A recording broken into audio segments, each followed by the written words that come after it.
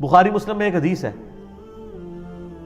حضرت عمر سے زیادہ کوئی انٹیلیجنٹ بندہ تھا، لیکن دیکھیں ان کو بھی کہاں پہ غلطی لگی ہے۔ حضرت عمر فاروق رضی اللہ عنہ کو جب زخم لگا نا تو بیمار ہو گئے، یعنی بالکل اب قریب المرگ تھے۔ مشکات میں بھی آتا ہے، یہ حدیث آتی ہے۔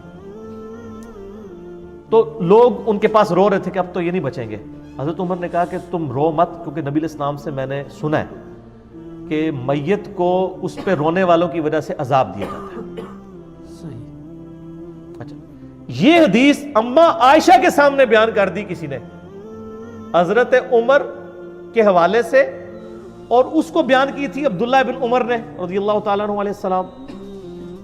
اب عبداللہ بن عمر رضی اللہ تعالیٰ عنہ بھی بیٹھے ہوئے اما عائشہ کے پاس پردے میں، ٹھیک ہے، اور بات کس کی ہو رہی ہے؟ حضرت عمر کی۔ روایت کون کر رہا ہے؟ عبداللہ بن عمر۔ کس کے سامنے؟ اما عائشہ کے سامنے۔ یار اہل حدیثوں سے معذرت کے ساتھ میں یہ جو کچھ بیان کر رہا ہوں، لیکن انہوں عزم کرنا کوڑی گلنا نہیں، لیکن عزم کریو۔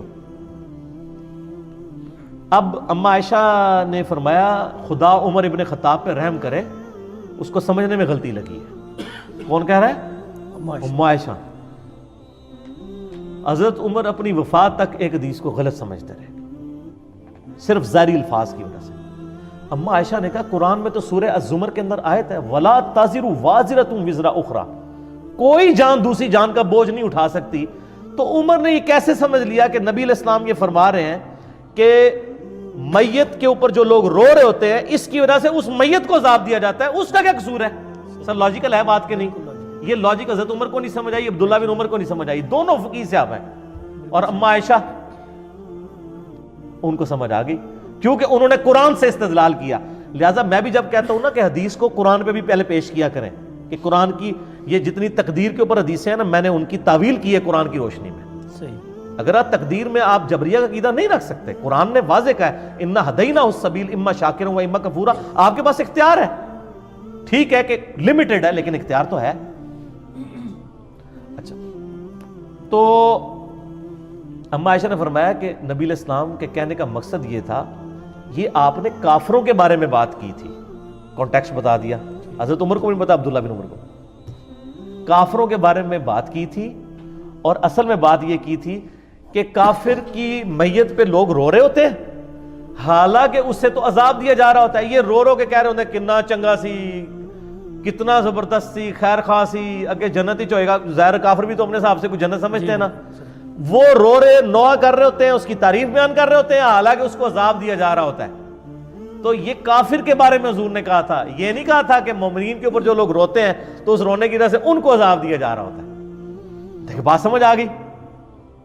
اب یہ بات کی انجینئرنگ کی اما عائشہ نے، انجینئرنگ کی تو سمجھ آئی نا، ورنہ تو نہیں سمجھ آنی۔ حضرت عمر کو بھی نہیں سمجھ آئی، عبداللہ بن عمر کو بھی، اور پھر ساتھ ہی اما عائشہ نے ایک اور مثال بھی ڈال دی، بخاری مسلم دونوں میں۔ آپ نے فرمایا یہی حال ہے جو حضرت عمر نے دوسری بات بھی سمجھی ہے۔ اچھا، ہاں جی، کلیب بدر والی، کلیب بدر والا جو بدر کے کنویں میں کافر ڈالے گئے تھے، نبی علیہ السلام نے ان سے خطاب کیا کہ بھئی تم نے جان لیا کہ نبی علیہ السلام تم سے، یعنی محمد رسول اللہ سچ کہتے تھے، یعنی اب تم عذاب میں پہنچ گئے ہو نا تو ہمیں۔ تو حضرت عمر نے وہاں پوچھا یا رسول اللہ علیہ وسلم یہ تو مردہ ہے، کیا مردے سنتے ہیں؟ تو آپ نے فرمایا تم سے بہتر سنتے ہیں۔ اچھا، اب حضرت عائشہ نے کہا کہ یہ عمر کو بات سمجھ نہیں آئی۔ عبداللہ بن عمر نے ہی یہ بھی روایت کی، عبداللہ بن عمر ابو عبد الرحمن پر اللہ تعالیٰ رحم فرمائے، ان کو یہ بات ہی نہیں سمجھ آئی۔ نبی علیہ السلام نے یہ نہیں کہا تھا، ان کا یہ کیسے ہو سکتا ہے جبکہ قرآن پاک میں آیا ہے کہ اے نبی علیہ السلام تم مردوں کو نہیں سنا سکتے، تو یہ کیسے ہو سکتا ہے کہ وہ سن رہے ہوں؟ اصل میں نبی علیہ السلام یہ کہہ رہے تھے کہ اے عمر اب یہ تم سے بہتر جان چکے ہوں گے، کیونکہ وہ اب آخرت میں جا چکے ہیں، تم تو اس دنیا میں ہو نا، دنیا میں بیٹھ کے تو آپ جج نہیں کر سکتے نا عذاب کو اور جنت کو۔ انہوں نے عذاب چکھ لیا ہے، اب یہ سمجھ چکے ہوں گے کہ دنیا میں جو محمد صلی اللہ علیہ وآلہ وسلم سے کہا کرتے تھے وہ بالکل ٹھیک کہا کرتے تھے۔ تو حضرت عائشہ نے کہاں کی تعویل کی؟ ان کا یہ یسمعون کا مطلب یہ ہے یعلمون، وہ جان چکے ہیں، یہ نہیں ہے کہ وہ فزیکلی سن رہے ہیں۔ ام عائشہ وہابی نہیں سن، دیکھو نا جی، یہ بات کر دیتے ہیں نا جی، وہابیوں والی باتیں ہیں، یہ فلاں فلاں ہے، آپ دیکھ لیں یہ دونوں بات۔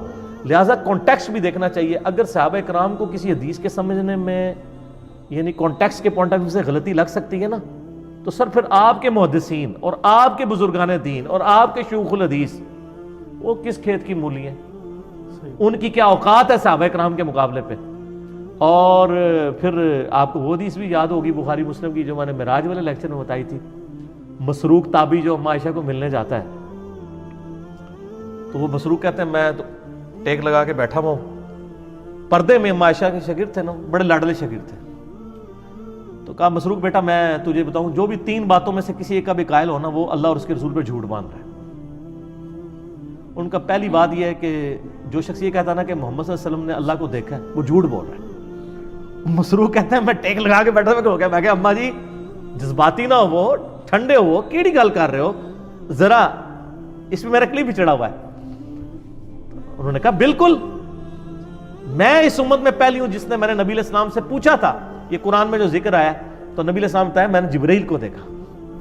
اور بیٹا دوسرا وہ بندہ بھی جھوٹ بول رہا ہے جو یہ کہے کہ نبی علیہ السلام نے کچھ خاص باتیں خاص لوگوں کو بتائیں کچھ چھپا لی, جبکہ قرآن پاک میں تو واضح آتا ہے کہ نبی صلی اللہ علیہ وسلم اگر آپ نے اللہ کا پیغام نہیں پہنچایا سورۃ المائدہ میں تو آپ نے رسالت کا حق ہی نہیں ادا کیا. تو نبی علیہ السلام نے کوئی چیز نہیں چھپائی. سارے صوفی وٹ چھڑے اما عائشہ نے پڑھ کے کٹھے ہی جڑے نا تیشے تھلے دے کے وٹ چھڑے کہ بھی کوئی خاص گل کسی خاص منہ نہیں دسی, ساری اوپن نہیں دسی ہے حجۃ الوداع پہ غدیر خم پہ. اور تیسرا فرمایا کہ جی جو شخص یہ کہنا کہ اللہ کے نبی غیب جانتے تھے اس نے بھی جھوٹ بولا. کیا تم قرآن نہیں پڑھتے ہو کہ 5 غیب کی کنجی ہیں جن کو اللہ کے علاوہ کوئی نہیں جانتا. اما عائشہ سے سیدھا قرآن تو شروع ہو گیا نا, قرآن دے ہوتے ہی سارے عقائد. اور ایون اما عائشہ حدیثوں کو بھی قرآن پہ پیش کرتی تھی. آپ دیکھیں یہ حدیثوں کو قرآن پہ پیش کیا.